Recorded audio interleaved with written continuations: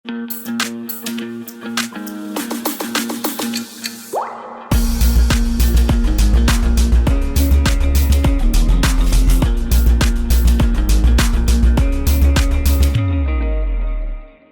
күн, ардақты көрермен, сіздермен бірге Витамин сөз подкасты, танымдық, ағартушылық, мотивацияға толып пайдалы подкастымызға қош келдіңіз. Егер сізде өсемін, өзгеремін, бай болам, бақытты болам деген ниетіңіз болса, міндетті түрде біздің подкастымызға, біздің арнамызға жазылып, лайк басып, комментарий жазылып, белсенді болуларыңызды сұраймын. Себебі сіздердің белсенділіктеріңіз біздің арнамыздың ары қарай дамуына үлес қосатын болады.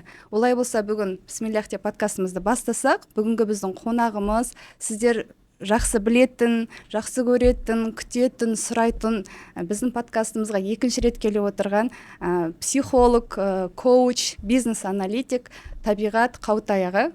Табиғат ағай. Ассалаумағалейкум рахматуллахи ва баракатух. Рахмет шақырғандарыңызға.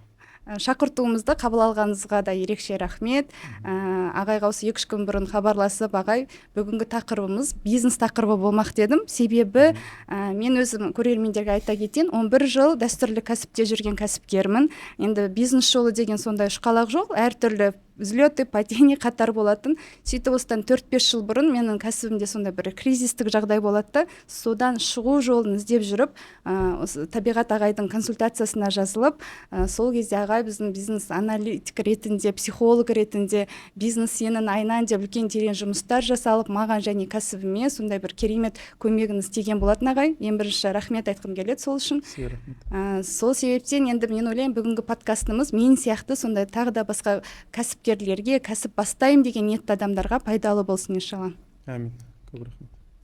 Ең бірінші сұрағым ағай, жалпы бизнес дегенде, кәсіп деген кезде бір екі түрлі пікір қалыптасқан сияқты. Ең бірінші бизнес деген кезде көпшілігі былай қарайды. Ол бір адамның творчествосы, шығармашылығы, бір жүректен шыққан хобби сияқты. Екінші топ басқаша. Ол кісілер айтады, жоқ, бизнес деген ол жаңа стратегияға, ережеге, бір сондай жоспарға құрастырылған, қапталған бір ғылыми жоба сияқты қарайды. Осы тұрғыда сізге сұрақ, сонда кәсіп, бизнес ол творчество туралы ма, немесе ғылым туралы ма? Бұл енді аналогия ретінде, ұқсас мысал ретінде былай келтіруге болады. Біз мысалы бірінші баламызды қатты жақсы көреміз ғой. Бірінші баланы жақсы көреміз. Асты үстіне түсеміз, неше нәрсе жасаймыз деген секілді. Мысалы андай енді шаң жолатпай сөйтіп қараймыз ғой балаға, бірінші балаға. Бірақ кейін екінші, үшінші баламен ондай не көрсетпейміз. Мысалы кейбір кісілер болады, 10 шақты баласы бар, 10-шы баласына келгенде енді аман болса болды деп сондай болады да, мысалы. Тура сол секілді кәсіпті сондай, адамның басында бірінші бастаған кәсібі, творчество болады, ол көбіне жаңа өзінің сүйген нәрсесі болады. Кей уақыттарда болуы мүмкін қысылғаннан бір нәрсе ашылғаны, бірақ негізінде көбіне адам өзінің жаңа ішкі потенциалын сыртқа шығарып бір көрсеткісі келеді. Сол себепті жарып шығады, сол себепті асты үстіне түседі, жаңағындай сезіммен жақындайды көп нәрселерге. Сол себепті көбіне қалай десем екен, бизнес құрудың орнына кішкентай хандық құрады да. Барлық хандықта қалай барлық нәрсе жаңа пирамидал түрде ғой, барлық нәрсе бір ханға андай байланған ғой. Сол секілді бірінші бизнестарда адам көбіне бүкіл бизнес процесті өзіне байлап қояды. Сосын адамдарды қабылдаған кезде жұмысқа мынау ұнаттым, ұнатпадым деп қабылдайды. Ол көбіне профессионализміне қарамайды, көбіне андай өзінің сезімдерімен сөйтіп шешім қабылдауға тырысады да. Бірақ кейін уақыт өте келе адамда андай сепарация болған дұрыс. Жалпы мен өз бизнесмендерге айтамын, бірінші 3-4 бизнесті адам сатуы керек, негізі сатып жіберу керек көбіне. Неге? Өйткені адамда жаңағындай дүниеден сепарация болады, 3-4 бизнестен кейін. 4-ші бизнес, 5-ші бизнесқа келген кезде, ол кезде уже адам жаңағындай салмақты түрде жақындауға тырысады бизнесқа. Сол жерде уже андай система құруға тырысады, масштабқа шығуға тырысады, адамдарды олардың өзінің сезіміне қарай емес, әділеттілікке көбіне қарап жаңағы жұмысқа алуға тырысады, мысалы, профессионализмді қарап нетуге тырысады, процестерді өз ішінде болу арқылы жүргізудің орнына, мысалы хандықта солай ғой, мысалы адам өзіне бір внимание қатты қалағандықтан не істейді, бүкіл бизнес процесті өзіне байлап қояды. Өзі шаршап жүреді, одан көп айтады, мен мысалы шаршадым, барлық менсіз жұмыс істемейді, мыналар топастар түсінбейді деген секілді. Бірақ негізінде түп санасында өзі сол нәрсені керекті болсы енді, центр болсы енді, барлық нәрсе менсіз қимылдамасын деген сондай оймен жүргенде негізінде. Кейін соны түсініп, жаңа қабылдап одан сепарация жасап нетсе, ол кезде одан кейін уже хандық емес, кәдімгідей классикалық түрде жаңағындай батыс кітаптарында сипатталғандай бизнес система дейді ғой, жүйе құруға тырысады. Ол кезде уже бизнес процесстер өзіне байланбайды, адамдарға байланады, өзі бизнестің сыртынан қарайды да, үстінен қарайды былайша айтқан уақытта. Ол кезде уже стратегиямен, масштабпен айналысады, уже бір бизнес емес, уже сетка жасауға тырысады, бірнеше бизнестарды, өйткені әр бизнестің өзінің подрядчиктері бар, мысалы, мысалы жаңағы обслуживающий, жаңағы дополнительный басқа да бизнестер бар, сол бизнестарға кіріп, бүкіл отрасльді, былайша айтқанда бүкіл саланы алуға тырысады да. Ол уже адам бір бизнестан сепарация жасаған кезде болатын нәрсе. Бірақ көбіне әрине біз қазақтар енді эмоционалды халықпыз, көп күлмейміз, бірақ іштей эмоционалды халықпыз. Сол себепті көп адамдар бір-екі бизнестан көбіне аспайды, екі-үш бизнестан ары қарай кетпейді. И бір жағын айтады, енді шаршадым деп айтады, жаңа күшім жетпеді дейді, выгорание дейді, анау дейді, мынау дейді. Ол да сол себепті болады. Өйткені енді хан болғаннан кейін адам шаршайды. Ал егер жаңа хандығынан бас тартып сыртта системаны нететін болса, ол кезде әрине жаңағыдай шаршау да азаяды, берекесі көбірек болады да. И бұл да нәпсіге де барып тірелетін нәрсе. Нәпсістің жаңа үш қалауы бар ғой. Өзі туралы сөйлеу, жаңағыдай менікі деп айту, елену, және үшіншісі жаңа жарысу. Екінші сезімі қатты басым болады, бизнесте қатты көрінеді. Менің бизнесім деген сияқты. Яғни былайша айтқан уақытта кішкентай болса да менің бизнесім болсын. Чем үлкен бизнес болады, бірақ мен бір бөлігін ғана аламын деген секілді. Сенімсіздік болады деген секілді. Сондықтан, осы несіне бастапқы жылдары, бастапқы бизнестарда көбіне жаңа адам творчествосымен шығады. Бірақ кейін егер одан жаңағындай бизнестен бас тартып, сепарация жасай алса, ол кезде уже системалар, жаңа жүйелер құра бастайды. Сонда бизнесті нәпсімен, сезіммен, нәпсінің бір қырларымен басқару деген бар, сосын бір ереже, автоматты системамен басқару деген бар ма? Иә. Қайсысы дұрыс? Басында негізінде былай, енді басында нәпсімен бастаған дұрыс. Адам өзін танығысы келеді, бизнесте өзінің не істей алады, не істей алмайды, соны түсінеді. Басына көптеген жаңағындай тастар шығады, көрінеді, жаңағындай адам енді өзі туралы күшті ойлайды ғой, енді мен ана бүйтемін, сөйтемін деген секілді. Бірақ жұмысқа келген уақытта шынымен де не істей алады, не істей алмайды түсінеді. Сосын барып кейбір істегісі келмейтін жұмыстардың бар екенін түсінеді, істегісі келетін жұмыстардың бар екенін түсінеді. Сөйтіп делегированияға да келеді. Не істейді? Жаңа істегісі келмейтін жұмыстарды басқаларға тапсыруды үйренеді деген секілді. Басқа адамдар сенуді үйренеді, мысалы, сосын басқа адамдардан жұмыс істеуді үйренеді деген секілді. Өйткені бір бизнестің жүру үшін адамда энергия болу керек. Ол энергия болу үшін не істейді? Ол өзіне бір жастау бір сотрудникті алады, мысалы, жұмыскерді алады да. Ол жастау сотрудник идея ұрып тұр, ол фонтан секілді, ол бүйтейік, сөйтейік дейді. Соған қарап өзі жасарады деген секілді. Көп нәрсе болады да ол жерде. Сондықтан басында солай нәпсімен басталады, бірақ кейін адам одан бас тартуды үйрене бастайды. Өзі үйлену де сондай ғой, мысалы, басында біз нәпсіміз үшін үйленеміз ғой, енді былай түріне қарап, жаңа несіне, фигурасына, бет әлпетіне қарап сөйтіп үйленеді.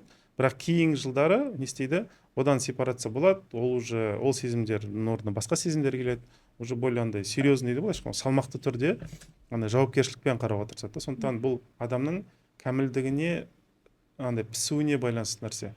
Піспеген адамда басында жаңағындай нәпспен жүреді. Ал пісе бастаған адамда нәпсінің тәрбиесімен айналысып, жаңағындай сепарация, дистанция ұстауды салмақты түрде бизнеске жақындайды да. Сонда бизнес сенің ішкі халіңнің айнасы, кәсіпкердің? Аллах Тағала өзі адамға әдейі бизнес идеяны беріп қойды негізінде. Ішіндегі жаңағы нәрсесі шықсын деп. Өзі кәсіппен айналысу арқылы ішіндегі потенциал да шығады.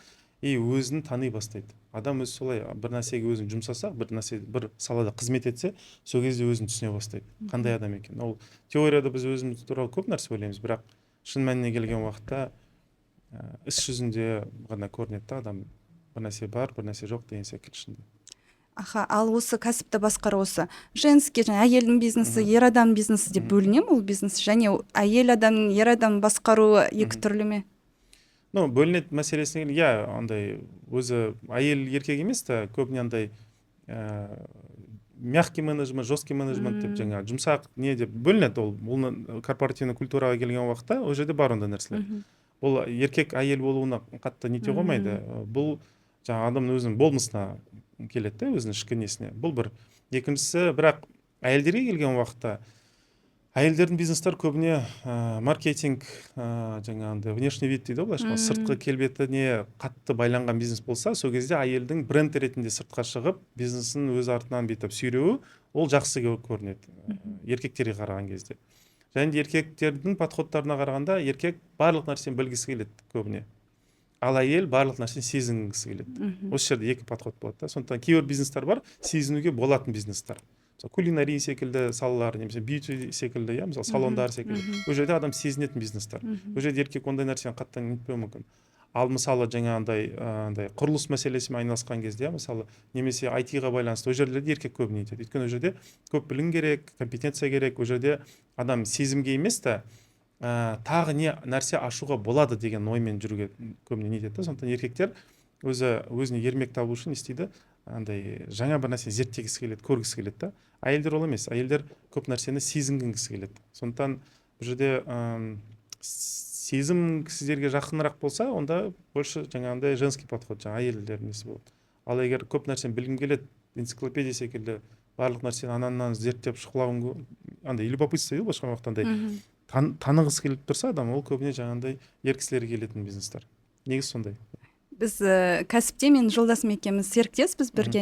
Ол маған әрқашан айтады, сен өте нашар кәсіпкерсің дейді. Себебі мен сіз айтқанда шынымен де маркетинг, сыртқы несін өте қатты жақсы көремін, жаңа құндылықтарды, соларды көрсеткен, ал финансқа мүлдем жоқпын. Иә. Ол жақ есепке, жаңағында оның юристтердің бухгалтерияға вообще кіргім келмейді ол жаққа. Иә. Ол болуы да шарт емес негізі. Шарт емес дегенде былай, жалпы Алла тағала былай жаратқан әлемді, өзінің рахманиетін, мейірімін көрсету үшін біреуге бір жағын күшті қылған, бірақ басқа жағын әлсіз қылған. Басқа адамға тура сол жерін күшті қылғанда, бірақ басқа жағын әлсіз қылған. Сөйтіп біз бір-біріміздің мықты жағымызбен бір-біріміздің әлсіз жағымызды жабамыз. Мысалы айтады ғой, Құранда әйел еркектің, еркек әйелдің жамылғысы деген секілді. Бизнесте тура сол нәрсе көрінеді. Тура бір пара-пара келеді да. Мен мысалы кейбір нәрселерді мен еш жақындағым келмеуі мүмкін. Жасаған келмейді ол нәрсені. Бірақ басқа сотрудник, басқа жұмыскер ол жерде прям андай нетеді. Анау жаны кіреді ше, ана ішіне прям кіріп, қазып, көріп, зерттеп, ондай адамдарды көргем. Ол бір жағынан мен бір түрліге келетін бірінші жылдары мен әлі бизнес аналитик болып жұмыс істеп жүрген. Бірақ кейін түсіндім, адамға соны ұнайды екен. Кейбір адамдар болады андай қатты перфекционист адамдар болады. Сан бір-бірімен дұрыс келу керек та. Олар жаңа бухгалтерия, финансқа келген уақытта олар прям өледі ше, ана системаны көрсету үшін, қою үшін бар. Қараш не істеді. Мысалы кейде болады андай кетіп қаласың офистан. Енді жаңа коллегалар нелерің бар ғой. Олар қалады мысалы кейде, иә.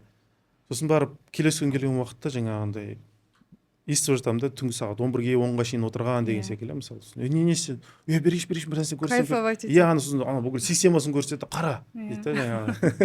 Бүйттім деген секілді. Енді адам содан жақсы көреді да, сондай нәрсе. Ол жаны кереді да, ол жаңа нету керек, мойындау керек. Сондықтан бұл жерде адамды өзгертуге тырысу дұрыс емес. Адамды қалай бар, солай қабылдау керек.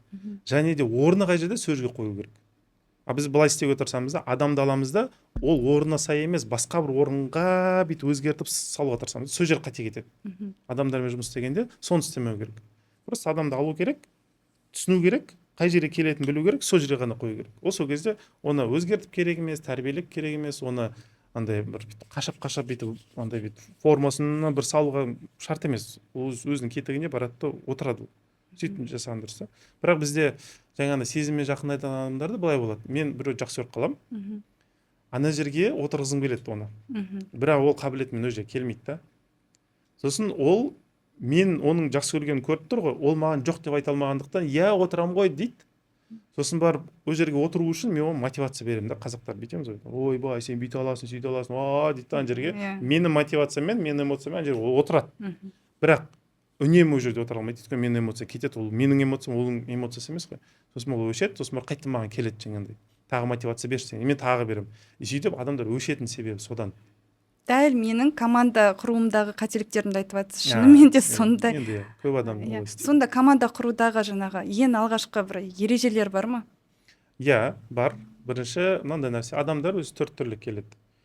Бірінші адамдар ақша үшін келеді, екінші адамдар резюме үшін келеді. Ақша үшін келетіндер, олар әділетті болады, андай төлесең төледім, істедім, төлемесең істемейін деген секілді. Резюме үшін келетіндер, олар көбіне уже мына біріншіден екінші өткендер олар уже тек қана ақша емес өзіне бір карьера құрғысы келеді да, сол үшін келетіндер. Бірақ бұлар жақсы сайрайды, бірақ жұмысқа келген уақытта сіздің бизнесіңізді өз резюмесіне көрсету үшін ғана келгендер, демек бұлар кету үшін келетіндер. Осы екеуін бірінші басына танып алуға тырысу керек та. Енді собеседование арқылы және де жаңағындай испытательный срок дейді ғой, 1-2 ай жұмысқа салып деген секілді сөйтіп көруге. Сосын үшінші мен төртінші тип бар. Олар үшінші ол үйрену үшін келгендер. Оған ол көбіне жастау болады, ол бір нәрсені шұқылап зерттегісі келеді, оның энтузиазм бар, жаңағындай қопарғысы келеді да бүкіл сіздің бизнесіңізді. Ондайлар жақсы, олар андай шамамен енді орташа алған уақытта 2-3 айдай қатты сіздің жұмысыңызға прям андай ғашық болады да, ана зерттейді, мынаны зерттейді, неше түрлі отчеттар жасайды.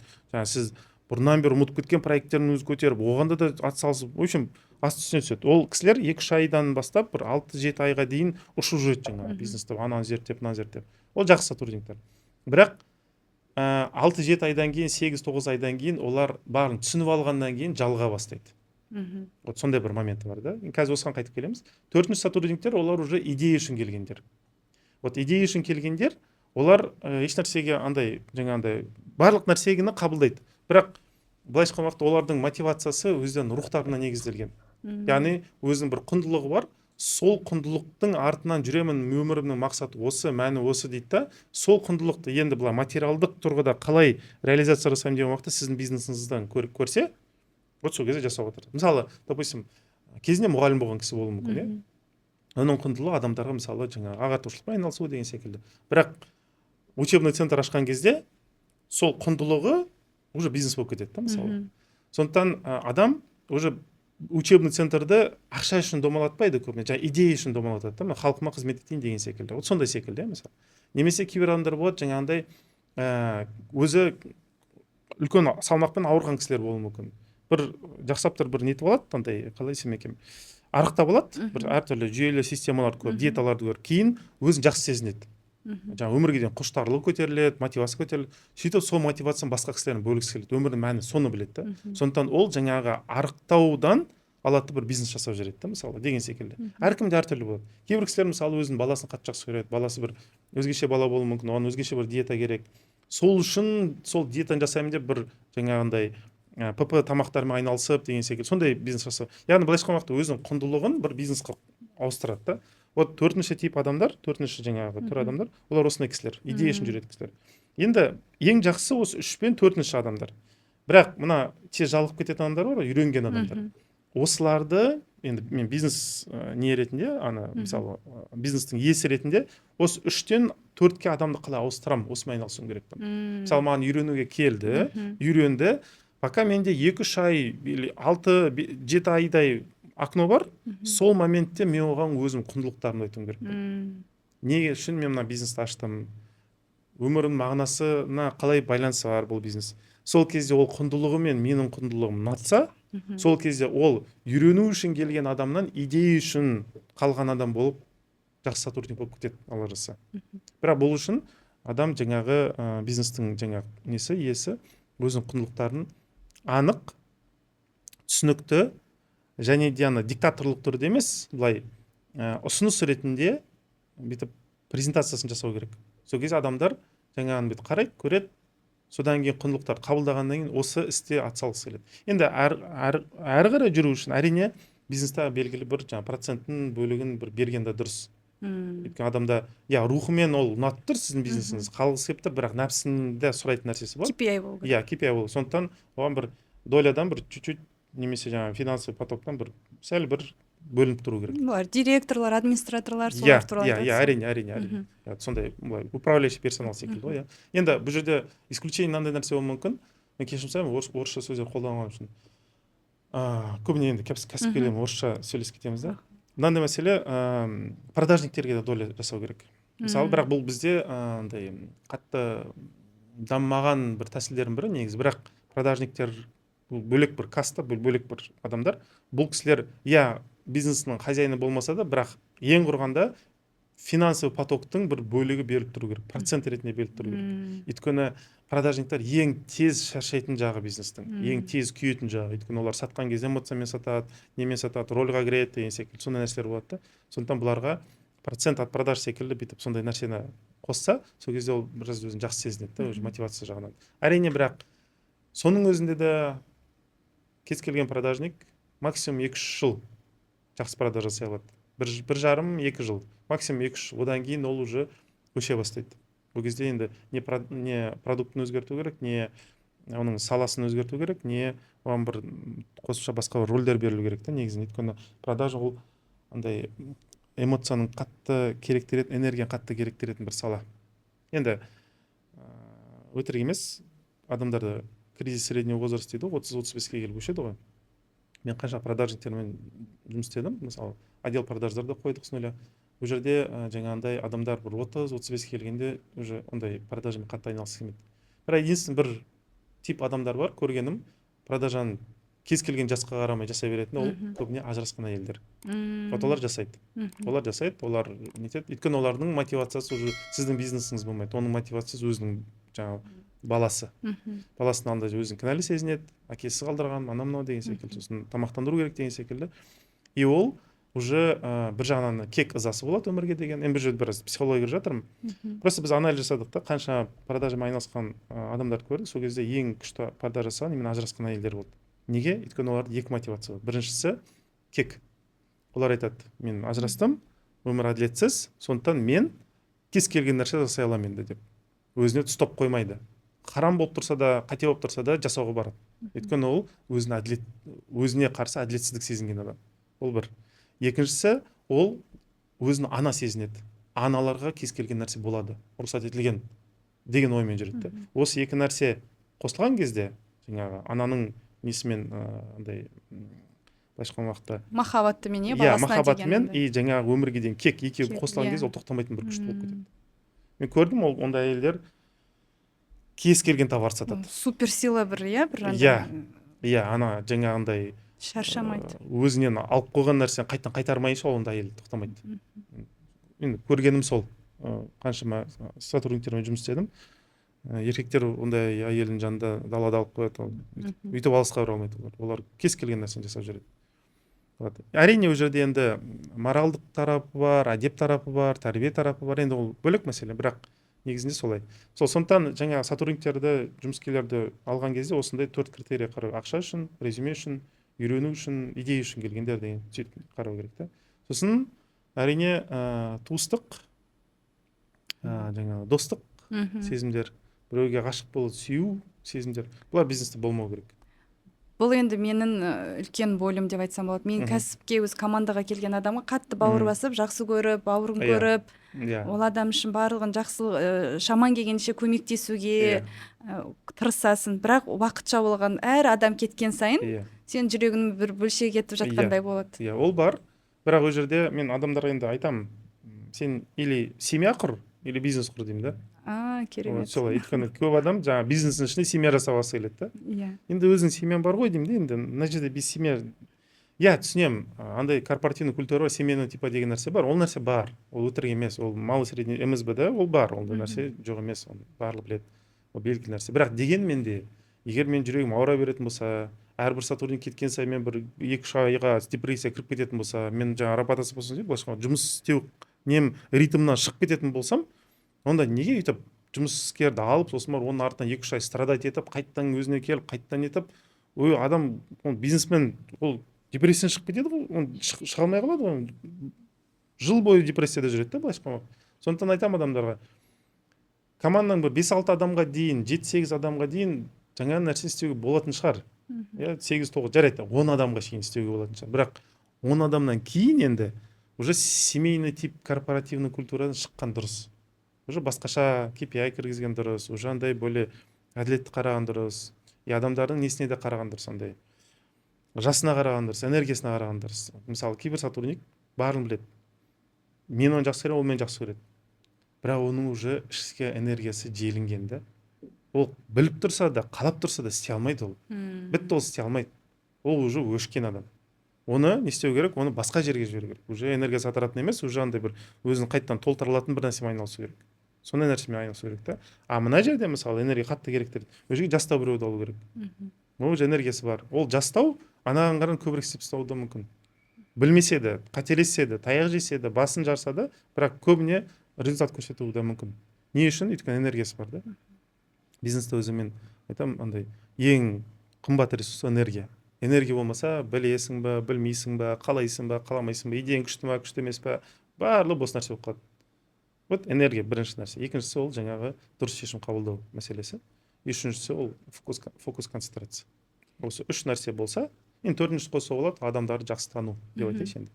Осы төрт қабілет болса адамда, ол бизнесті жақсы жасай алады. Машалла. Және мен бір байқағаным, бизнес ниетке өте қатты байланған. Сен ниеттің ақша табу, табысыңды көбейту, ақша болса, кәсіпте әрқашан бір андай шапалақ бола береді. Ал андай құндылықтарын, және сіз айтқандай бір ішкі потенциалым, осы әлемге осыны бергім келеді деген кезде бір өзі Алла тағала бір жеңілдігін беретін сияқты. Психология тұрғысынан осыны қалай түсіндіруге болады?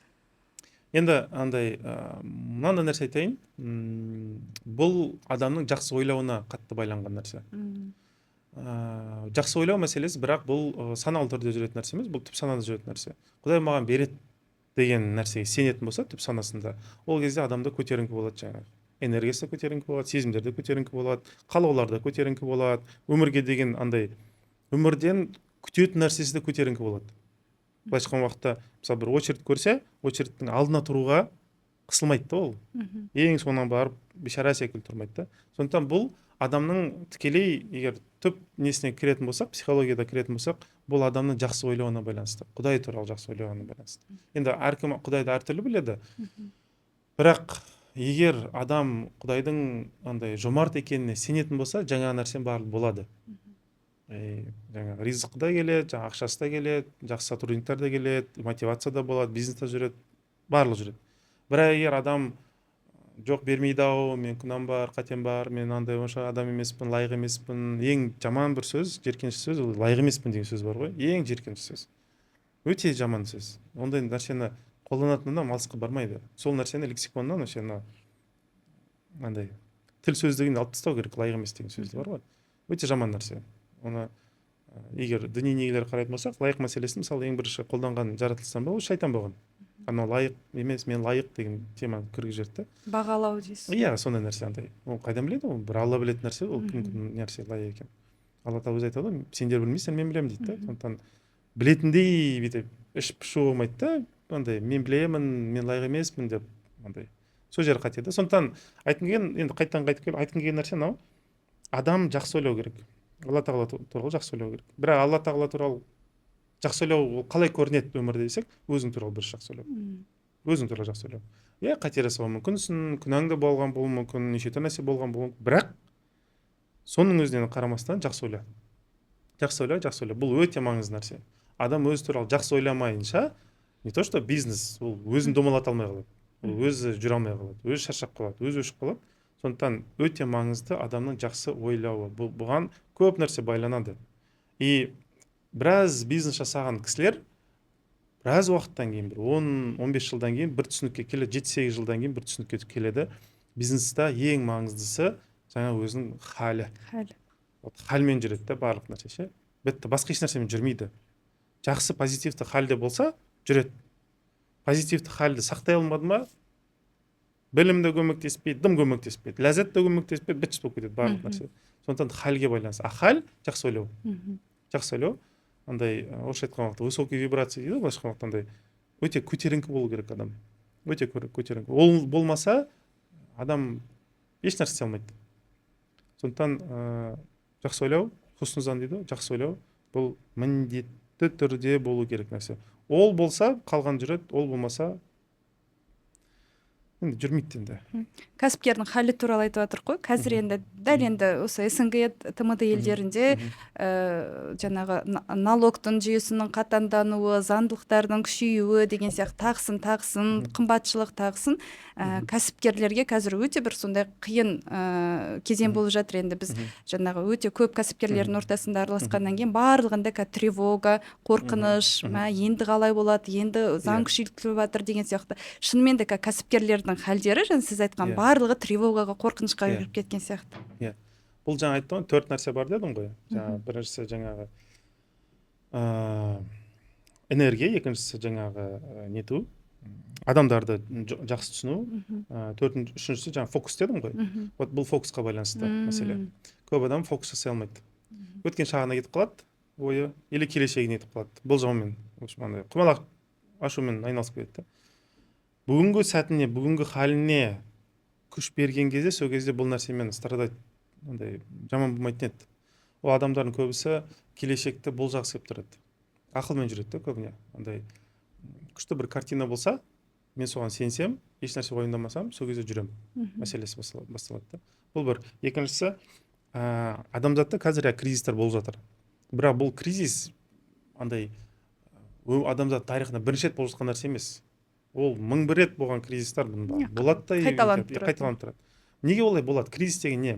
Кризис ол адамзаттың сапасы өзгергеніне солай байланысты болады. Сапасы ол қалай? Бұрын мысалы белгілі бір тип адамдар пайда болған, белгілі бір жүйелерді құрған, коммунизм болсын, капитализм, социализм болсын, оны домалатқан, белгілі бір жерге апарған. Ол адамдар кетті ғой. Адамдардың артынан келген, уже сол адамдардың қойып кеткен жүйесінен қолданған адамдар келді.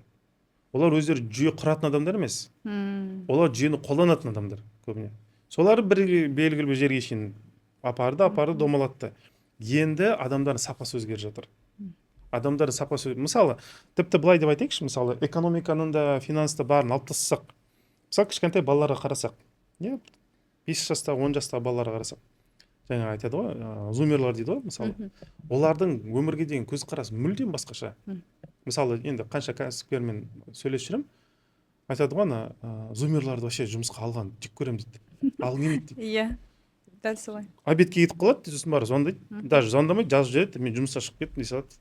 Сондай дейді да, мысалы. Жауапсыз поколение келеді. Иә, жауапсыз поколение деп айтады да. Бірақ бұл жауапсыз поколение емес, бұл просто ескі поколение, мына жаңа поколениенің жүректеріне кілт таппаған да әлі. Мәселе сода. Кілтін кім табады? Вот сол ұшады жоғарыға. Бірақ бұны кілтін табу керек. И бұл зумерларға қарап нені түсінуге болады? Что адамзаттың сапасы өзгерді, бітті. Бұрынғы адамдар, мен өзім 84-пін, 80 жылдағы, 90 жылғы, тіпті 2000 жылдардың басында туған кісілердің, уже олар адамдың көзқарасы, өмірге деген көзқарасы бұл бітті. Бұл тарих, бұл уже өтіп кеткен нәрсе. Енді болмайды, енді ол нәрсе қайтып келмейді. Кризистің болып жатқан сол себепті нәрсе. Кризис болып жатыр, неге? Басқа түр адамдар келе жатыр. Иә, өйткені кәсіпкерлердің бәрін айтатыны былай, бұрын жасаған методика не работает, жұмыс жасамайды дейді. Келмейді, жасамайды.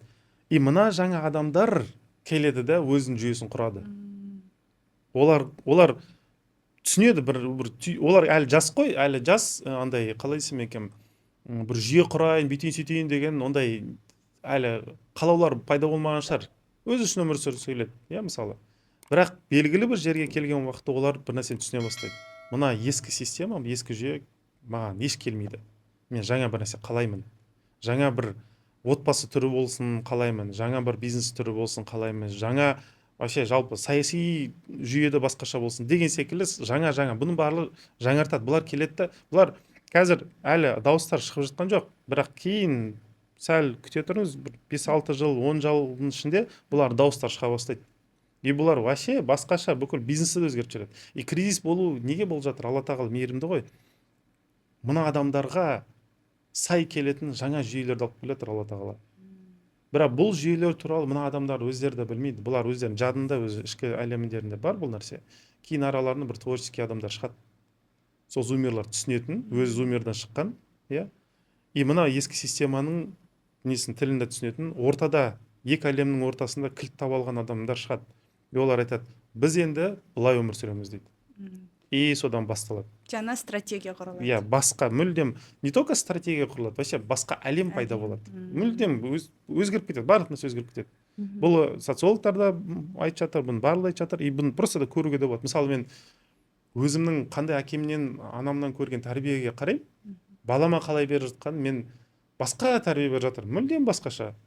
Ол кәдімгідей менен юрист, прокурор секілді сұрап алады да, сығып алады да мені. Не олай емес, мен әкем үйде бар жоғын, мен уже за километр дейді ғой, башқа сезіп тұратын үйдің ішінде. Қандай халде тұрғаны, қандай көңілде тұрғаны біліп тұратын. Қас қабақтарымен жүретін. Анда үйге есіктен кірейін ба, әлде балконнан кірейін ба, соны ойлап тұратын. Мен солай өскен баламын да енді былайша айтқан уақытта. әкем ұйықтап қалмын, соны күту үшін жаңағы түннің білмеймін нешесіне шейін жүрген сондай өскен баламын да мен мысалы. Бірақ қазіргі мен балаларым мүлдем басқаша. Мен наоборот балаларым ұйықтап жатыр ма деп күтемін. Или балаларым тыныш жүр ма деп күтемін. Біздің поколение басқаларды ойласа, олар бірінші өздерін ойлайды сондай поколение. Бірақ оларда тек қана оларды эгоист деп айта бергенде дұрыс емес. Олар эгоист емес. Олар көбіне шынайы.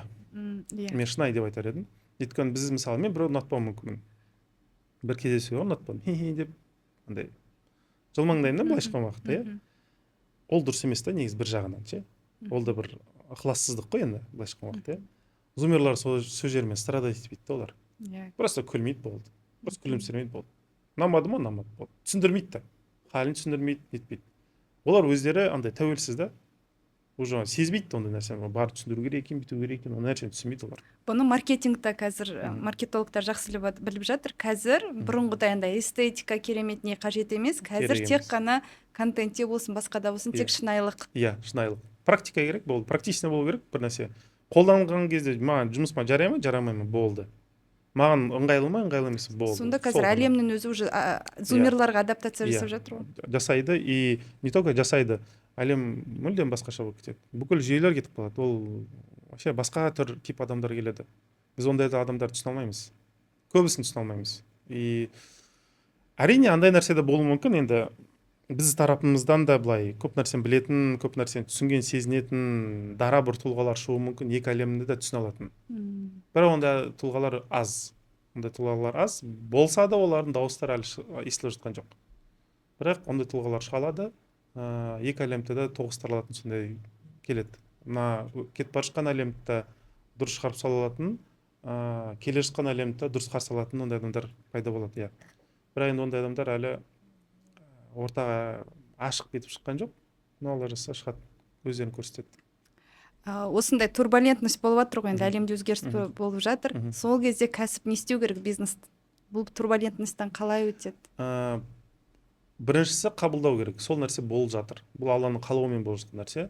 Бұны бұл жерде қателі біреуді немесе кінәні біреуден іздеген дұрыс емес. Мемлекеттен, басшымыздан, экономикадан, финанстан, отбасынан, қызметкерлерден керек емес. Ешқандай кінә іздеп керек емес. Бұл бір. Кінә іздесе ол сонымен қалып қояды. Ол өзінің сол драмасында қалып қояды. Адаптация жасай алмайды ондай адам. Бірінші кінәдан бас тарту керек. Екінші мәселе, келешекке көз соғып, бас соғып, не болады, ол жақты да бас тарту керек. Просто мына нәрсені білу керек. Менде Алла тағала берген бір қабілеттер бар. Мен мына қабілеттерді қалай ұштастырамын, соны ойластыру керек. Өйткені біреу-біреудің ризқын жемейді деген принцип бар ғой. Менің мына қабілетіме сайда бір ризық бар бір жерде. Просто мен мына қабілетіме жұмыс істеуім керекпін. Осы нәрсені айналысу керек та. Бұл екінші мәселе. Үшінші мәселе, мода деген, хайп деген, көзбояушылық деген сондай нәрседен бас тартқан дұрыс. Мысалы, өзің бизнес андай болуы мүмкін, оны үлкен қылып көрсетейін, бүйтейін, сөйтейін. Онымен айналысып керек емес. Рабочий бизнес болу керек та, былайша айтқан уақытта. Кез келген нәрсені шыға алатын сондай бір андай қалай десем екен, шынайы болмысында қандайсың сондай көрсету. Практикаға келген уақытта сынып қалмайтын сондай бизнес керек та. Былайша айтқан уақытта ана күшті тюнинг жасалған бір әдемі машиналар болады ғой, бірақ мотор әлсіз да. Ондай емес. Мотор мықты болсын, сырты былай қарайтындай болса болды, жеткілікті. Бірақ ішкі мотор мықты болатындай сондай бизнес болу керек. Бұл үшінші мәселе. Сосын төртінші мәселе, өмірге андай оқушы секілді қарау керек. Барлық оқиға маған бір нәрсе, Алла тағала маған осы оқиғалар арқылы бір нәрсе айтып тұр. Мен бір нәрсе үйреніп алайын. Мені соттап жатқан жоқ, жамандап жатқан жоқ, бетін бұрып бүйтіп, мына құлым құрсыншы деп айтқан жоқ. Бүйтіп ойлаған дұрыс емес. Алла тағала жақсы ойласын. Не істесін? Маған бір нәрсе үйретіп жатыр. Ситуацияның ішінде емес, сыртынан қарап тұруды үйрену керек. Мына ситуация ішіне кіріп кетсе, эмоция басып кетеді ол кезде. Сыртынан қарау керек. Сыртынан қарау керек те, не деу керек? Алламен үнемі 24 сағат контактта болу керек. Мысалы, ішіне бір сезім кіріп кетті. Үмітсіздік сезімі. Ол кезде айту керек: Аллахым, мына жүрегіме осы сезімді өзің салдың, өзіңде де осы сезімді алып тасташы керек. Алла тағала адамдардың жүректерімен былай ойнайды.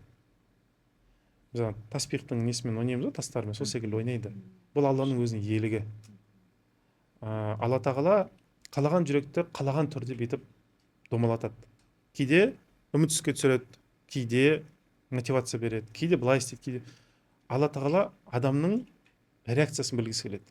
Әдейі ішіне үмітсіздік салады. Құлым мен туралы жаман ойлай ма, ойламай ма? Тексереді, бұл тексеріс. Кейде қуаныш салады, қатты көп қуаныш салады. Құлым мен ұмытып кетеді ме, ұмытып кетпей ма деген секілді.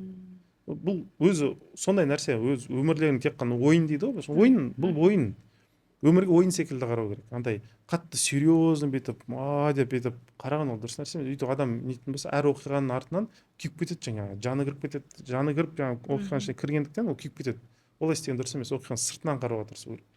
Қанша жерден эмоциясына тиіп тұрса да, әрдайым таңғы уақыттарда, кешкі уақыттарда күніне 2 рет Алла тағаламен хотя бы сөйлесіп тұру керек. Қатты қысылып бара жатса, сол сәтте сөйлесу керек, айту керек. Аллах, мына сезім маған ұнамай тұр, ішімдегі сезім. Мынау что-то мен үнсізге кетіп бара жатыр. А мына сезім мысалы қатты мені андай депрессия кіріп бара жатыр деген секілді. Өзінің сезімдерін үнемі хабарлап тұру керек Алла тағала. Алла тағала біледі да, бірақ біз үшін, біздің психика үшін ішімде болып жатқан нәрсені уақытылы сезіп, уақытылы хабарлау өте маңызды. Адам сол кезде өзін түсіне бастайды. Қай жерде өзін қалай сезінетінін түсіне бастайды. И андай өзіне деген бір инструкциясы пайда болады да. Көп адам мысалы өзіне деген инструкциясы да жоқ. Оны қалай білуге болады? Соткаға кіреді, бір оймен кірді, басқа оймен кетіп қалады. Мынаны жасайын деп жатады, біреу келіп, мынау қалай еді дейді, соны айтамын дейді, мынаны ұмытып кетеді деген сияқты. Психологияда СДВГ деп айтуға болады. Енді дефицит внимания ғой, бірақ соның өзінде де адам өзін қай жерде былай тоқтататын, қай жерде регламент беретін, қандай бір рамка дейді ғой, бір шеңбердің ортасына қалай ұстау керек, соны үйрену керек адам. СДВГ-де бекерден бекер шыққан жоқ қой. Адамның ішінде өзін басқарудың несі кетіп қалған, андай қабілеті кетіп қалған. Бір екіншісі мынандай нәрселер жасап жүрген, проходной двор дейді ғой, былайша айтқанда, жүрегін әлемге тым қатты ашып жіберген. Ал мені қуантыңдар дейді, неше түрлі кино көреді. Ал мені бүйтіңдер дейді, жаңағындай қызықтырыңдар дейді, неше түрлі рилс көреді. Ал мені бүйтіңдер деп жаңағындай неше түрлі адамдармен танысып кетеді деген секілді. Сөйтіп сосын барып өзің жаңа ішкі әлемін беріп қояды. Бергеннен кейін ол әлеммен, ішкі әлеммен сыртқы әлем не істейді? Келген нәрсесін жасай береді, қалаған нәрсесін жасайды. Сосын барып қайтарып алған кезде өзінің ішкі әлемі нестабильный бір халге түсіп қалады да. То бүйтіп жылап жібереді, то бүйтіп күліп қалады, то бүйтіп қалады, андай бір нервный бір нәрсе болып кетеді да. Сондықтан онда болмас үшін өзінің әлемін қорғауды адам үйрену керек. Бұл өте маңызды. Просто андай бере салуға болмайды өзінің әлемін. Көрінген адам келіп отырып, даже мысалы көрінген адамды өз үйімізге кіргізбейміз ғой. Көрінген адамды өз машинамызға отырғызмаймыз ғой. Сол секілді көрінген адамды өзім көңіліме неге кіргізе беремін деп те ойлау керек та адам. Мен көңілім машинадан да жоғары, үйімнен де жоғары ғой, былай қарасаңыздар. Мысалы. А көңілін адам беріп қояды. Экрандағы нәрсеге беріп қояды. Адамдардың сөздеріне беріп қояды. Ана неше түрлі кризис туралы хабарлары беріп қояды, анаған беріп қояды. Өзінің көңілін неткісі келмейді, қорғағысы келмейді. Өзінің көңілін былай сыйламайды. Береді, и ол кетеді. Ол көңілді қайттан қайтарса, жыртылып қалған, көрінген келіп, көрінген нәрсе салып кеткен ол жерге. Сосын бар, ол содан қорқады да жүреді. Аны бір іспен айналысады, ана кезінде бір көрген бір видео есіне түсіп кетеді, кезінде бір айтқан адамның сөз есіне түсіп кетеді, сонымен жаңа концентрация, фокуста кетіп қалады да. Сондықтан адам көңілін андай общежитиедағы секілді, коридор секілді ұстамау керек та. Көңіл демекші, жаңағы кәсіпкерлер, өзім бүйтіп анализ жасап көрдім. Кәсіпкерлер қазір екі неде бөлінді. Біреулер жаңағы өткен шақтағы жетістіктеріне, кезінде былай болып еді, бизнес жасаған жеңіл болып еді, мынандай болып еді, саудамыз, табысымыз осындай болды деп бұрынғы мен өмір сүреді. Екіншілер ол келешекпен жаңағындай, оларда өте қатты тревожность қосылған, аналарда депрессия қосылса, мыналарда тревога. Бұлар деген жаңағы кім, мен жаңа саған табысты бизнес үйретем, соған соны миллион мыңғырық курстарға жазылады, неше түрлі семинарларға, андай тревогада жандарын қайда қоярға жер таппай жүгіріп жүрген. Осы кезде ортасын ұстап, дәл бүгінгі әлемінді қорғау туралы айтып жатырмыз. Екеуі де дұрыс емес, жаңағындай. Біріншілер олар қартайады, уже кәрілікті қабылдаған кісілер. Өткен шақ туралы көп айтатындар, олар уже олардың кәрілігі басталды. кәрілік өзі екі түрлі болады. Физикалық түрде кәрілік бар, психологиялық түрде кәрілік бар. Кейбір кісілер болады 35-40-та да уже шал секілді ойлайды да, уже мардымсыз, күшсіз, салбырап жүреді. Былайша айтқанда ондай адамнан дым шықпайды. Бұрынғы успехтармен иә, жаттанып. сондай мен күшті бір қылышым бар еді, анау бүйтіп анда санда бүйтіп сандығымды алып шығамын, деп қайта салып қоямын деген секілді сондай бір нәрсе. Не дейді андай контужен адамдар болады, кезінде соғыста бүйткен едік деген секілді, немесе андай бабаларымыз бүйткен еді деген секілді. Ол тарих жақсы, бірақ тарих бір сабақ үшін болу керек, не үшін болмау керек, андай бір жұбаныш үшін болмау керек тарих. Жұбаныш үшін болса, ол уже шалдың жаңағы ментальности ғой, кәрілікке кетіп қалған нәрсе ол. Ол адам уже бітті. Мен біттім деген нәрсені қабылдаған адам. Ал жаңағы тревожность бар адамдар, олар тәуекелі кеткен, құдайдың орнына себептерге сенетін кісілер. Сондай нәрсе. Анау эксперттің аузындағы сөзіне көбірек сенеді. Құдайдың аяттарына көп сене қоймайды. Екеуі де дұрыс нәрсе емес. Адам осы жерде, осы сәтте болуды үйрену керек. Осы жерде, осы сәтте. Здесь и сейчас дейді, орысша айтқанда. Осы сәтте, осы жерде соны үйрену керек. Адамдарға бизнес туралы білім қатты керек нәрсе емес. Мен қанша бизнес туралы ақпарат оқыған кезінде, шұқылаған, көрген, зерттеген, неткем. Адам менталды түрде психикасы дұрыс болса, қалған нәрсені істей алады. Даже если ол біліп тұрмаса да, просто бизнес не емес қой, бір андай PhD секілді, дипломның бір работаны жазу секілді бір терең нәрсе емес қой. Ол андай нәрсе. Ол просто біл, не қалайтынды, қалай істегің келетін біл. Кім оны сенен артығырақ біледі, соның жанына жабысып ал, 2-3 ай жүр, біліп ал, көріп ал, бітті, соны өзің қайталап жасай ал. Бірақ жаңағы нәрсе, жаңағы специалист жанына барып үйреніп алған сәтке дейін ол специалистке ғашық болып қалма. Бол, сол ғана. Неге өйткені ғашық болып қалсаң, жанында алып қоясың сотрудник ретінде. Ал егер үйреніп алсаң, одан кейін батылдығың жетеді, бөлініп бір нәрсе өзін ашып алуға деген секілді. Сондықтан енді бізде де жаңағы келеді кәсіпкерлер оқуға, нетуге, консультацияға келеді. Кстати, біз скоро иншаллах ер кісілерге де не ашып жатырмыз, бизнес тематикаға байланысты коучингтің несін курсын ашып жатырмыз. Тамаша, ең керек уақытта. И бұл жерде андай фокус жаңағы осы жерде, осы сәтте деген нәрсе фокус көп болады. Ойы ұшып кетпей, концентрация фокус жасауды, сонымен айналысуды, андай неге қолға алуды, не етіп отырмыз. Өйткені біраз адамды оқыттық қой енді, көп білет, бірақ кейін кездесем ғой, қалай болып жатыр, білет барлығын. Бірақ қайтан маған жабысады. Ағай, бірге тағы проект жасайық та деген секілді. Неге жабысады? Өйткені энергиясы өшіп қалған. Өткен шақ, келесі шақ, қазір шаққа энергия қалған жоқ. Ол қарайды да, о, ағайда энергия бар, тағы бірге деген секілді. Соны нәрсе жасап отырады. Бірақ бұл жерде энергия емес мәселе. Бұл жерде адамды былай, енді мен жанды үнемі жүре алмаймын, кетемін ғой бәрі. Адамға өзіне энергияны бүйтіп үнемді дұрыс жинап, осы сәтте, осы жерде қолдануды үйрену керек та адамға. Бірақ бұл біліммен жүрмейді. Бұл менторствомен жүреді. Бұл біраз үстінен тұрып бүйтіп қадағалау керек. Уақыт керек адамға. Қадағалап, олай істеме, өйтпе, деген секілді. И адамды өзінің социалды былайша айтқан уақытта әлеуметтік қоршаған ортасынан бүйтіп алып шығып негізі оқытқан жақсы. Мен 100% келісем, әрбір кәсіпкердің менторға жүгінуге. Өйткені кәсіп деген, ол бизнес деген сен күнделікті проблемалар шешу ғой, задачаларды шешу деген. И саған ана қызметкер мынау аренда тағысын сен күнде шешесің, бұл әрине сенің халіне әсер етеді, шаршатады сені. И фокус кетіп қалады адамда. Фокус кетіп қалады. Сондықтан и бұл фокусировка ең көп ер кісілерде қатты кетіп қалады.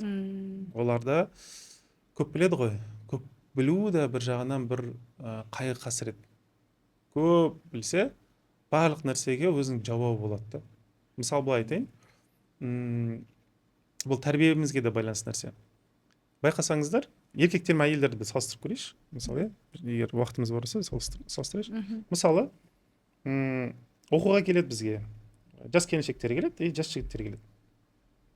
Енді әртүрлі жастағы кісілерді, 50-ден асқан кісілер де келді, ол не емес. Енді келіншек келді, келіншектер оқуға келеді көбіне сезім сезіну үшін, білім алу үшін емес, көбіне сезім. Мысалы мен сол жерде бір отношение бар, қарым қатынас, күйеу мен әйелінің ортасында қарым қатынас, ата анамен қарым қатынас, сол туралы бір нәрсе айтып жатырмын.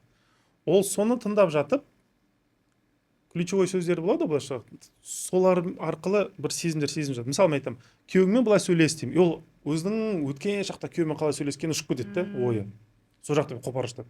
Сосын барып өзіңнің әкеңмен шешілмей қалған проблемаларды бір қара, ол әкесімен болған балалық шағынан ұшып кетеді.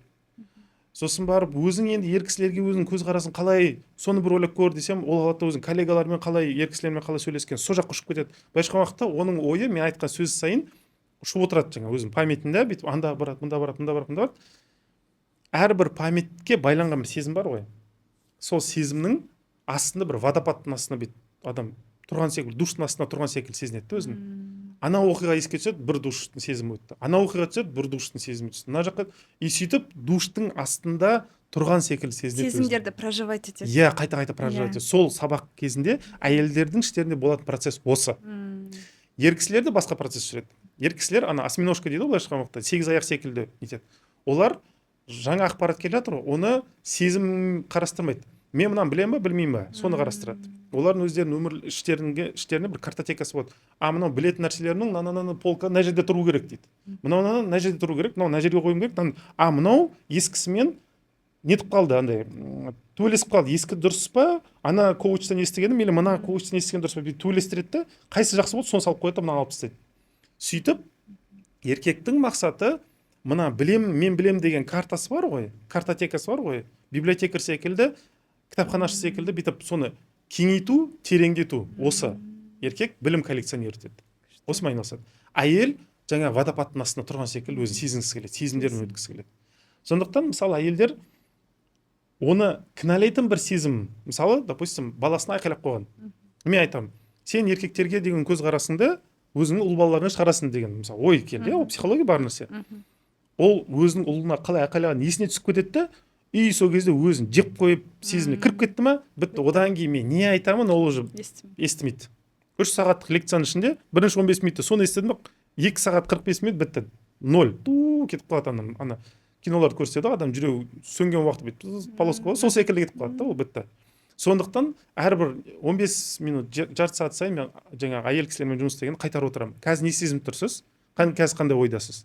Кешіріңіз, мен ана жаққа ұшып кеттім дейді да, сосын қайтарып отыр. Бұлар ана көбелектер секілді ұшып кете береді, соны қайтарып отыр дейді. Үнемі қайтарып отыр. Әйтпесе олар нетпейді. Ер кісілерде олай емес. Ер кісілер жаңағындай жинап отырады. Ананы жинап отырады. Енді бұл оқу барысында енді ал жұмысқа келген уақытта қолдандар деген уақытта әйелдер қолданады, жаңа алған нәрсені, еркектер қолданбайды. Неге әйелдер қолданады? Бірінші практикадан келген уақытта, өйткені ол жаңа жерде өзін сезінді ғой. Лекция кезінде, жаңа сабақ кезінде ол сезінді. Сол сезімді қайттан көрейінші дейді да. Сондықтан қолданады ана білімді. Білімді әйел қолданады, қайттан сол біліммен келген күшті сезім болды ғой. Мысалы, мен оны жаңа мотивационный бір нәрселер айттым, ол күшті өзін сезінді. Сосын айттым, осы мәселені шешу үшін сен мынандай тәсіл қолдану керексің. Ол сол тәсілді асығып тұрады қолдануға. Неге? Өйткені ол тәсіл үшін емес уже ол жасап жатыр. Ол проблема шешу үшін емес, ол қайттан сол сезім сезіну үшін. Сондықтан әйелдер бірінші стартап етіп кетеді. Олар сезімнің құрбаны десе де болады. Ал еркектер олай емес.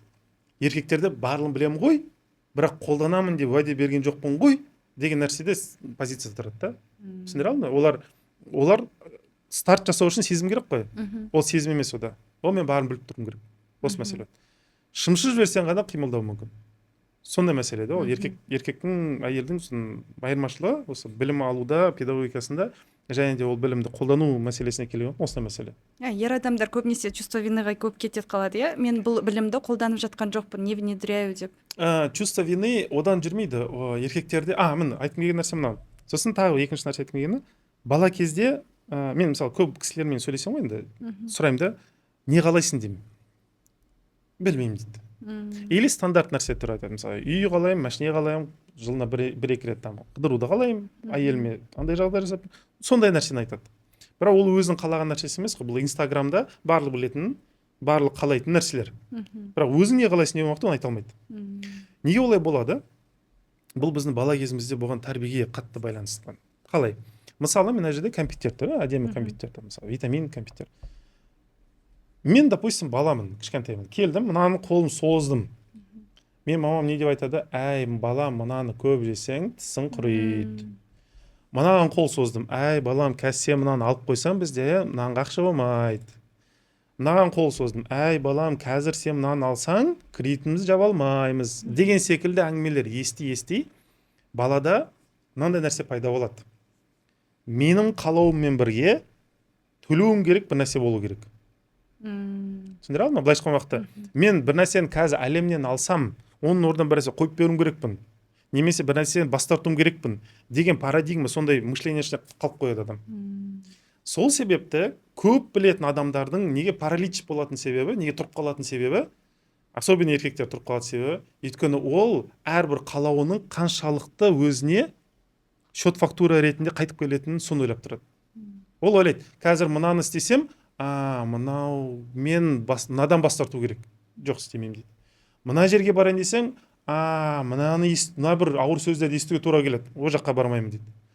Мына жерге барайын десем, өткен жолғындай бір тағы бір нәрсе қайталамын дейді. Жоқ дейді. Көрдіңіз бе? То есть адам не қалайтынын білмей қалатын себебі, білмейді емес, біледі. Просто соны істесем, артына мынау бір бәле жүгіріп келеді ғой, құртады ғой дейді. Сол себепті ол бәлелер көп ойлап кетеді. Сол себепті әрекет жасамайды. Түсіндіре алмай, өйткені оны солай тәрбиелеген, уже құйып тастаған, что сенің әрбір қалауың бір бәле әкеледі, әрбір қалауың бір зардап әкеледі, әрбір қалауың бір жоқшылықты алып келеді. Немесе сол қалау жасаймын десең, оның орнына мынаны жүріп алуың керексің, мынаны алып тастауың керексің деген сияқты. Былайша айтқан уақытта андай оң қолын созсаң, сол аяғын кесіп тастауымыз керекпіз. Сол қолын созсаң, оң жақ құлағын алып жұлып тастауымыз керекпіз деген секілді ойда тұрады да, ондай адам әрекет жасамайды ғой, уже бүйтіп тұрады да. Еркектердің сондай паралич болатын содан көбісінің. Әйелдерде ондай паралич бар ма? Бар, ондай нәрсе де бар. Амбициозный үлкен нәрселерге ұмтылмайды содан. Бірақ әйелдерде ана механизм бар да, жаңа сезімді қайтадан сезінеш деген. Сезім сезінген кезде, сезімнің қандай бір қасиеті бар? Сезім адам үстіне түсті ғой. Сол мезетте ол сезім арқылы өзінің жаңа параличі не істейді? Уақытша істемей қалады. И ол істеп кетеді. Ол қалай? Мысалы ойлаңызшы. Допустим, мен бір суық бір комнатаға кірдім, суық бір бөлмеге кірдім. Бірақ үстіме жылы душ түсті. Мен сол бөлменің суықтығын уже сезінбеймін ғой қатты. Неге? Ана су маған компенсация жасап тұр да. Сол секілді әйелдерде солай.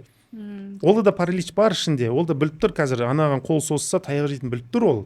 Ол түсініп тұр, жақсы түсініп тұр. Бірақ ана сезімді сезінгендіктен ана таяқ жейтінін ұмыта бастайды да. Сол себепті әйел более рискованно қимылдап кетеді. Осы жерде бір сәл разница бар да. А еркекте ондай сезім жоқ та. Ондай сезімталдығы жоқ әйелдегі секілді. Сол себепті ол 10 рет айтқаннан кейін, 20 рет айтқаннан кейін ғана қимылдай бастайды. Немесе оны қатты шымшып жібереді оқиғалар, что ол ауырып тұрған сезімнен бүйтіп жүріп кетеді да ол. Немесе қатты бір нәрсе ғашық болу керек. Сол кезде жүріп кетеді. Сол үшін бізде жаңа екінші, үшінші әйелдің темасы содан болатын нәрсе. Ол тема мәселе көп әйел алуда емес, негізі өзіне муза іздейді да көбісі. Жаңағыда сезінгісі келеді. Еркекті өзі сезімге алып келетін нәрсе, бірақ нәрсе ол әйел ғана болды. Әйелде ондай емес. Әйелде сезімге алып келетін көп нәрсе бар. Мына эстетика болсын, бала-шаға болсын, өзінің күйеуі болсын, мына мода анау мынау болсын, алтын білезік соның бар, бұлардың барлығы эмоция келеді әйелге. Еркекте олай емес. Еркекте әйел ғана эмоция келеді көбіне. Сол себепті ол әйелдермен нетеді да. И бұл жерде жаңағындай тағы бір под проблема бар деп айтайыншы. Еркектің мотивациясы әйелде болғандықтан көбіне бұл жерде енді әйелге де қатты байланысты. Мысалы, көп әйелдер айтады, мен күйеуімнің ризқын тоқтатып қойған жоқпын ба деген секілді. Жоқ, ризық Аллахтан келеді, бірақ мына жерде мынандай нәрсе бар. Әйел еркектің сезіміне әсер ете алады да. Қалай әсер ете алады? Былай ойлайды ол. Еркегім қазір өссе, басқалар қарай бастайды. Басқа ел пайда болады, горизонтта анау мынау деген секілді. Өзінің ішкі қорқыныштары. Өзінің ішкі қорқыныштары. Сол себепті еркегім өссін, бірақ белгілі неден аспасын деген секілді. Сондай. И өстіп подвешенный состояние, былайша айтқанда, еркекті бүйтіп жібереді, бірақ жіпке байлап жібереді да, былайша айтқанда. Ол бір 10 метрден кейін ары қарай жүре алмайды ол. Бірақ мына жақтан өзінше драма жасайды. Неге менің күйеуім түсінбейді деп.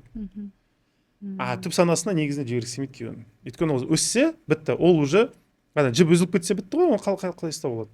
Одан қайттан придется өзіне жаңағы әйелдермен жарысып қайттан жасаруға, қайттан күшті болуға, ол зона комфорттан шығуға, ал қайтемін дейді ондай нәрсе. Сондықтан жаңағы ондай нәрсе істегісем.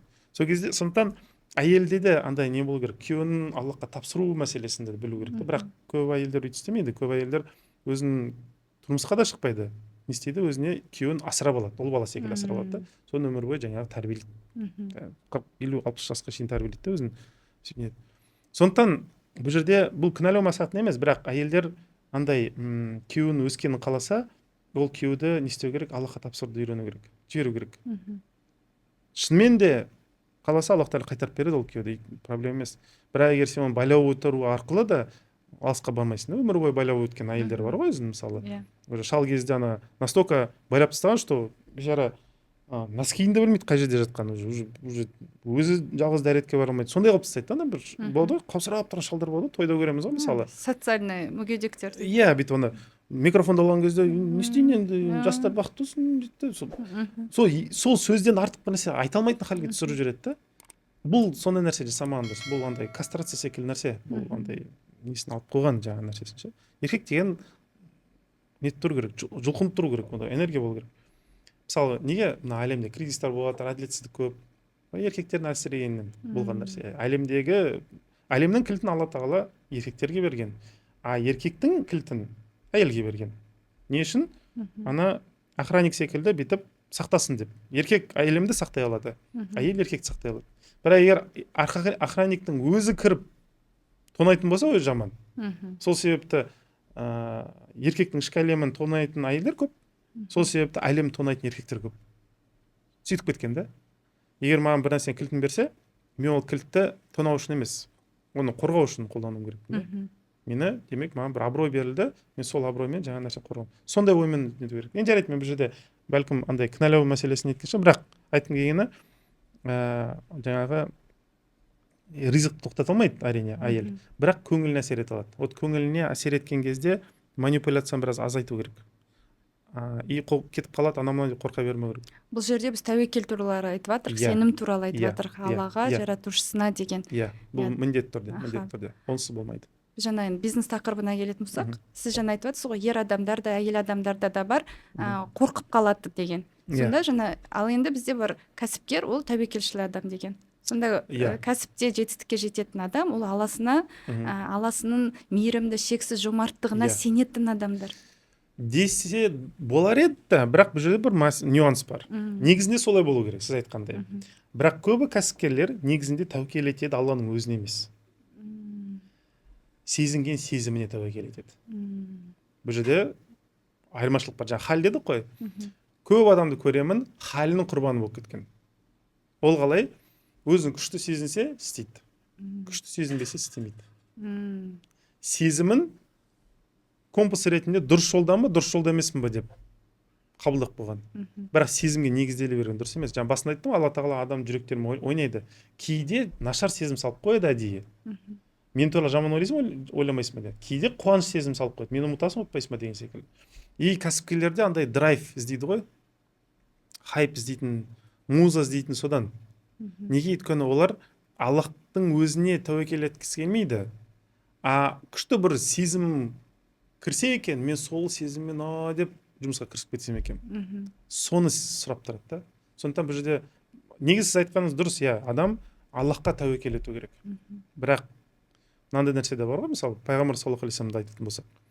Құранда аят бар, біз білеміз қалай сенің ішкі дүниең, көңілің, кеудең қысылады олардың сөздерінен деген нәрсе бар ғой. Соншалықты ауыр сөздер айтқан ғой пайғамбар саллаллаху алейхи вассалам. Не бір енді адамның білмеймін, ол андай ондай сөзді адам естісе, ондай сөзді мына тал естісе қурап қалады да. Жаман ауыр сөздер естіді. Бірақ сөйлем тоқтаған жоқ қой. Бәрі тоқтаған жоқ. Неге? Өйткені ол халінің құрбаны болған жоқ. Қысылып тұрса да жүріп келді. Сахабалардың радиаллаху анхум әжмәйін, олардың өмірлерін қарайтын болсақ, олар да сондай. Нашар сезім тұрса да жүріп отырған. Бұл өте маңызды бір қабілет.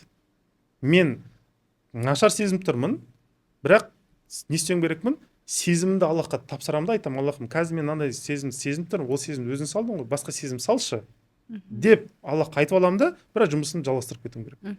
Мәселе сол болды. бізде қазіргі таңда мынандай нәрсе, ой нашар сезім келді, мен өзім онша сезініп тұрған жоқ, я не в тонусе, я не в ресурсе ресурсе дейді да, короче, сонымен кетті.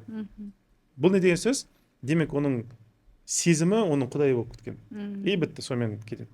Сосын сол үшін ол жаңағындай неше түрлі андай былайша айтқан уақытта сиқырмен жүргізілетін неше түрлі ретриттер болады ғой. иә Неше түрлі иіскетеді, неше түрлі ішкі істеді, сондай нәрселердің артынан жүгіретін, содан ол жаңағы хәл енді деп өзі солай. ауырлық болып тұр, соны жеңілдететін бір не Иә, іздейді сондай ғой, бір нәрсе, иә, наркотик. бір қайтадан соған барайын, өзім сезінейін, өзім прилив энергия болсын, ресурс болсын деген секілді. Бірақ ол дұрыс емес, ол дұрыс емес. Ол күшті сезінеді бір момент, бірақ ана ауыр сезімі қайтадан оған қайталайды, бірақ оны есе үлкен болып кетіп келеді. Неге? Өйткені ол ана жерде ширк жасады да. иә Былайша айтқан уақытта құдайға жүгінудің орнына, құдайға айтудың орнына не істеді? Ана жаңағы шетін нәрсесін ішіп алды, сонымен басы кетті да. Алла тағала нетпейді, ол тағы дозасын үлкейтеді, ол сосын тағы дозасын, сөйтіп жарыс басталады, кімнің дозасы күшірек деген секілді. Бірақ ең соңында бәрі Алла тағала жеңеді ғой енді, адам нетіп кетеді. Сондықтан тоқетері айтарым, не адамға хәл емес, сезімнің артынан жүгіре бермеу керек. Иә, хәл сұраймыз Алладан, көтеріңкі халде болған өте маңызды, ол рас. Бірақ хәл түсіп кетті ма, сезім түсіп кетті ма, оны Аллах Тағалаға обязательно міндетті түрде сол сәтте хабарлау керек. И бөліп қою керек. Аллахым, мына сезімнің артынан мен жүргізбеші. Мен сенің артынан жүрейін деп. керемет. Ағай, сіз жаңа айттыңыз, ер адамдарға кәсіпкер жоба дайындап жатырмын деп.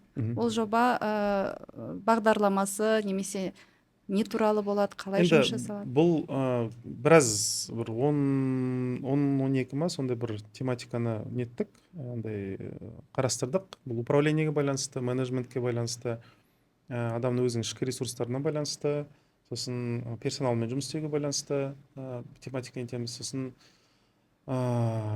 фокус өзінің 24 сағат қалай өту керек деген секілді, адам бастағысы келетін, бірақ бастай алмай жүретін, сондай мәселеге тоже кіріп жатырмыз. Былайша айтқан уақытта адамның психикасы қандай бір халде болу керек, чтобы работоспособный болып бизнесін дұрыс жүргізе алатын.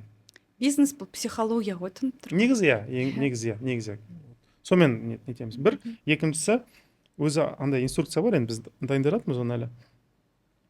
Адамның өзінен сұрау керек, бір 15-20 шақты сұрағы бар. Соны міндетті түрде сұрап жүру керек. Мысалы, ана қайтыс болған Стив Джобс несінде бар ғой, бір принципі бар екен да өзінің. Дейді, мен күнде таңертең азанда тұрғанда дейді, неге қараймын дейді, айнаға қараймын дейді. Сосын өзінен сұраймын дейді. Бүгін дейді, сен айналысып жүрген ісіңмен айналысың келе ме деп сұраймын дейді. Иә, и келеді десе істейді, келмейді десе бір күн шыдаймын дейді. Сосын екінші күн тағы сұрайды екен. Жоқ, істеген келмейді десе тағы 3 күн подряд егер өзім істеген келмейді деген нәрсе тұрса дейді, ол кезде мен уже не істеймін да, жаңағы менторын іздеп кете бастайды. Саморемонт жасайды да, иә, ізденіске кіріседі да. Бұл өте маңызды. Тура сол секілді таңғы уақытта, кешкі уақытта жаңағы дұғаларыңды, аскарларыңды оқыңдар дегені ол жайдан жай нәрсе емес, ол настройка, ол калибровка, ол фокус деген сол. И таңғы уақытта адамның өзіне сұрау керек, бір 10-15 шақты бір сұрағы бар. Бұны сұрап алу керек адам өзінен. Андай немен былай қалай келді, солай келді деп баста кетпеу керек күнде. Бір настройкамен бастау керек та, бұл өте маңызды. Сол нені дайындап жатыр. И кешкі уақытта да тоже жатарға, демалысқа тоже настройка жасайтын бір 10-15 шақты бір сұрағы бар, соны сұрау керек.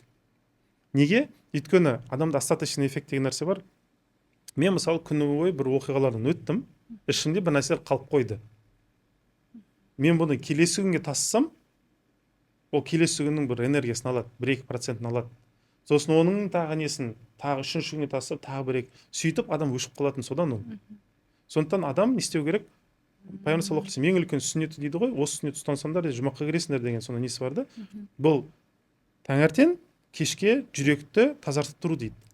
Вот калибровка деген сол, біздің сөзбен айтатын болсақ, фокус жаңағы концентрация деген. Бағана біз машинаны нені кез келген электрониканы бүйтіп, неге радионы бүйтіп настройка жасаймыз ба, бір волнаны ұстап алу үшін. Вот сол волнаны ұстап алу үшін, настройка жасау үшін, жаңа поток дейді ғой, былайша айтқан уақытта, сол потокқа кіру үшін таңертең кешке жасалатын бір өз дәстүрі бар, әдебі бар, сүннет бар да.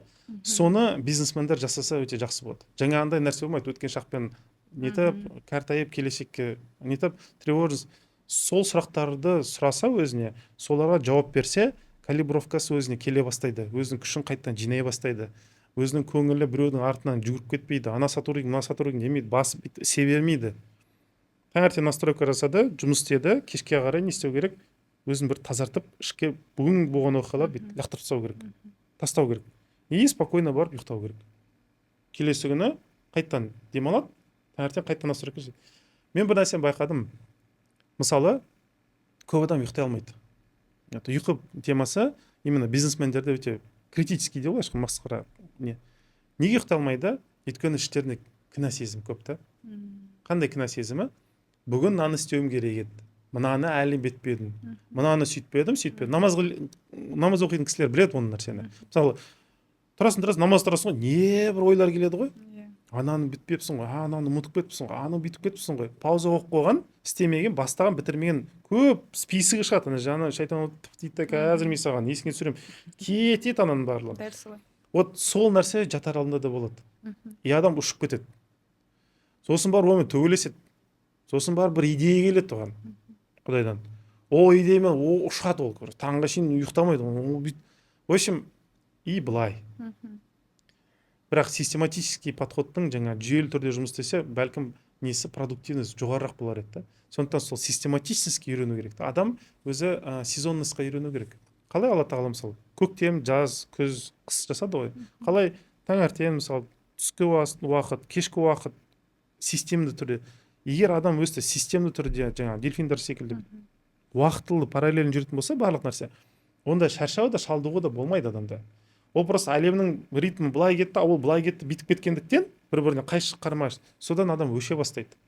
Өз гормоналкасы кетеді, өзін жаңа ішке жаңағы эндорфин нелер кетеді, анау инсулин ұшып кетеді, анау болып кетеді, мынау болып кетеді. В общем, не так, настройка, калибровка болып тұр. Сондықтан түнде ұйықталмайтын себебі таңертең андай болады, мысалы, бір оймен жатты, оянған кезде тура сол ой. Вроде ұйықтамаған секілді. Хотя 8 сағат жаттуы мүмкін. Бірақ шаршап оянады да. Неге? Өйткені остаточный жаңа нәрсе қалып қойған адамда. И өзінің чувство вины дейді ғой, өзінің кінә сезімі қалып қойған. Сол кінә сезімі ұйқыда бермейді оған, тыныштықта бермейді. Спокойно бүйтіп отырып ойлана алмайды ол нәрсені, шешімді қабылдай алмайды. В общем, қатты бір давление тұрады да бүйтіп, қысым бүйтіп басып тұрады. Содан арылу керек адам. Сондықтан таңертең бір калибровка жасалу керек, кешке бір калибровка. Бұл өте маңызды нәрсе. Особенно бизнеспен айналысқан сайын жауапкершілік алған адамдар, особенно управленецтер, бұл өте маңызды нәрсе. Отключка жасауды білу керек адам. Әйтпесе нетпейді. Әрине, олай жасамай да успехті жаңа жетістікке баратын адамдар бар. Мен мысалы бір бастығым болған, шетелдік адам, француз кезінде. Ол стрессті жұмыстарда жүре береді. Сосын мен сұрадым, енді атын айтпай қойдым, сұрадым. Сіз қалай нетесіз деді? Вино деді. Ол вино ішеді. Оказывается, батыстың несінде, бір бокал вино ішеді, жатар алдында ішеді. Жаңа нәрсені отключка жасайды. И таңғы уақытта тоже бір несінің дозасын алып алады. Мен бұлай істеңіздер, бұны рекламасын жасап жатқан жоқ, просто айтқым келген нәрсе бұл мынандай нәрсе. Ондай антидепрессанттармен, ондай бір химический бір воздействиемен адам жасай ала ма? Жасай алады. Жасап жүрген адамдарды білем. Антидепрессанттармен, андай нелермен, медикаментозный әртүрлі препараттар ішіп, өзін былай тонус тастауға тырысқан адамдарды білем. Тәуелділікке келеді. Ол тәуелділік алып келеді. Бір, екіншісі, бізде ағза андай нәрсе ауырып тұр ғой енді кешкі уақытта. Мен оны жаңа нәрсені ішу арқылы өшіріп тастадым. Обезболивающий сияқты ғой, уақытша. Бірақ ол ауырған кетпейді ғой. Ол нетеді, бір кезде сосын ағза мынандай нәрсені бастайды. Ол не істейді, жаңа ішкен нәрсені жеңуді үйрене бастайды. И сол себептен дозасы да уже жетпейді да. Бір уақыт келеді, ішкен нәрсең уже тоқтатпайды, демалдырмайды, көмектеспейді. И ана накопительный эффект дейді, жиналған бүкіл нәрселер бір мезетте беріледі да. Антидепрессанттан шыққан адамдармен жұмыс істегем. Бұл бөлек бір Титаник қой енді. Жаңа вино туралы шетел мәдениетін айтып жатсыз ғой. Ол жақта деген енді барлығы тәуелді ғой. Антидепрессанттар одан шыға алмай. Содан шыққан адамдармен жұмыс істегем. 6-7 ай бойы антидепрессантта болып, кейін өзім жаңағы психиатрда жаңа неден все болды, саған дозадан шығып кеттім деп. До такой себеп іше берген ғой енді. И ана адам уже андай өсімдік секілді болып қалған ғой, қимылдай алмайды. Просто төсектен тұра алмайтын халге түсіп қалады. Кешегі енді Майкл Джексонның өзі енді антидепрессанттарды бұл өзі эстрадада жүретін неде көп внимание алатын, көп адаммен жұмыс істейтін адамдар да болады. Мына жұлып алады да ана энергиясын. Сондықтан ол дұрыс нәрсе емес. Ең дұрысы жаңа пайғамбар саллаллаху алейхи вассаламның сүннеті таңертең кешке калибровка жасап тұру керек. Оған белгілі бір сұрақтар бар. Сол сұрақтарды өзіне сұрау арқылы сезімдерін фиксация жасайды, ойларын жазып қояды, нетеді, и содан жұмысқа кіріседі. Ағай, бұл жоба тек қана бизнесмендерге арналған ба?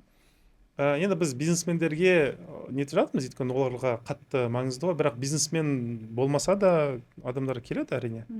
Біз андай методика барлығына келеді десе де болады, бірақ единственное нәрсе, бизнесмендерде ол, конечно, x10, x20 дейді ғой, көбіне көрсетті. Өйткені оларға енді бұл қатты актуалды нәрсе. Жаңа нету, андай тонуста болу дейді ғой. Дәл қазіргі уақытта, жаңағында подкаст басталмай тұрып ағаға айтып жатырмын да, қазір кәсіпкерлердің ең қатты ауырып жүрген енді рухани, ментально жан-жақтан қысылып жүрген кезеңдер, өйткені шынымен де нарық өзгеріп жатыр, клиенттер өзгеріп жатыр, әлем өзгеріп жатыр. Кәсіпті қалай бұрынғы жасаған техника жұмыс жасамайды, методология не работает, енді қалай деп болса адаптационный бір турбулентный кезеңде елдің бәрі айтады, кризис келе жатыр, және ол кризис ертең күшейеді деген кезде елдің бәрі не депрессияда, не тревогада. Бірақ маған көрермендерге көмектескен бір нені айтқым келеді. Пайғамбарымыз саллаллаху алейхи уассалам айтқан екен, ертең ақыр заман десе де бүгін тал ек деген. Мені оятқан сол сөзі болды. Өте маңызды. Өте, сонда мен ертең болашақ, жарайды, мына елдің бәрі не десе де, әлем ертең кризис болады, қандай қиыншылық болады десе де, мен Раббыма, Аллама сенем, бәрі жақсы болады деген бір сондай бір пайғамбардың бір сөзі маған сонда үлкен жүрегіме үміт сыйлады. Өте маңызды. Ағай, біздің көрермендерге сіз де бір витамин сөз айтсаңыз, бүгін көрермендер кәсіпкерлер шығар, немесе кәсіп ашам деген адамдар шығар, сол кісілерге бір витамин сөзіңізді арнасаңыз. Витамин сөз ретінде енді жаңағы да жоғарыда айтылғандай, қазір және осы сәтте, осы жерде болуды басты мақсат ретінде ұстансаңыздар, бұл өте маңызды. Сол болса қалғаны болады. Бұл өте маңызды. Өзім де сол қағиданы ұстануға тырысып жатырмын. Өйткені қазір жобалар да көбейді. Фокуста біраз өте не беру керекпіз. Енді сондықтан осы жерде, осы сәтте дәл қазір не істеп жатырмыз, сол нәрсемен айналысуды маңыздырақ деп санауым керекпін. Қалған нәрсе Алланың қолында, қалған нәрсе не болса да Алла тағала мейірімді, Алла тағала жомарт. Ол мені үнемі страховкамен ұстап тұрады деп солай сенім. И жұмысын істей беру керек болды.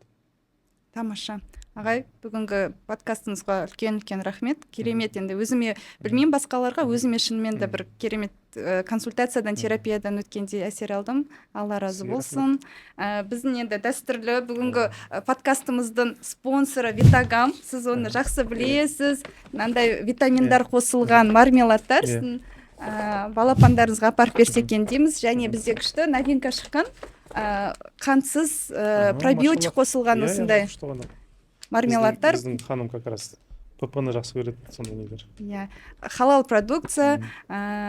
Көп рахмет. Тәтті продукция, пайдалы продукция. Көп рахмет шақырғандарыңызға. Қуанышты болдым келгенім. Рахмет, керемет подкаст болды деп ойлаймын.